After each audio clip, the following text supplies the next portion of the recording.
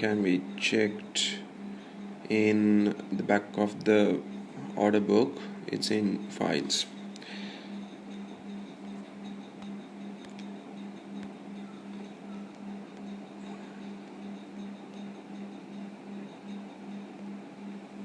Okay.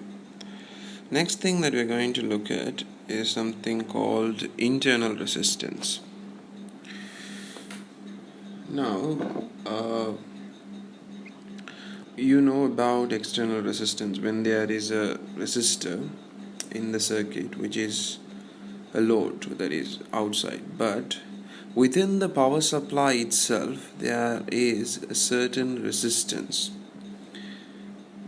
If it is a battery, then not all the chemical energy that is converted to electrical are used for the circuit components. There is some of that energy which is used to overcome the battery's own internal resistance. That is the fundamental idea of internal resistance. Okay, so we call the internal, we put it small r, the internal resistance, the load capital R. Then the potential drop across the internal resistance is called VR. Okay, the potential drop across the internal resistance is called VR, and it is also known as the lost volts. The potential drop difference across the load is capital this V into V capital R, and E is, now the picture could be a bit misguiding in the sense it looks like the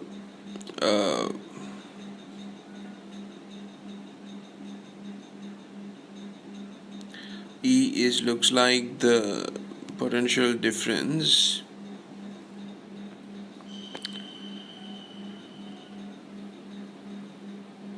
between these the two terminals of the battery. The dotted lines start from one terminal and the other starts from the other terminal. So the E looks like the potential difference across these terminals, but actually E is for the entire battery. Okay, that is the electromotive force. So it takes into account the entire energy that is given for a unit coulomb of charge. Now, so every coulomb of charge starts its journey with E amount of energy.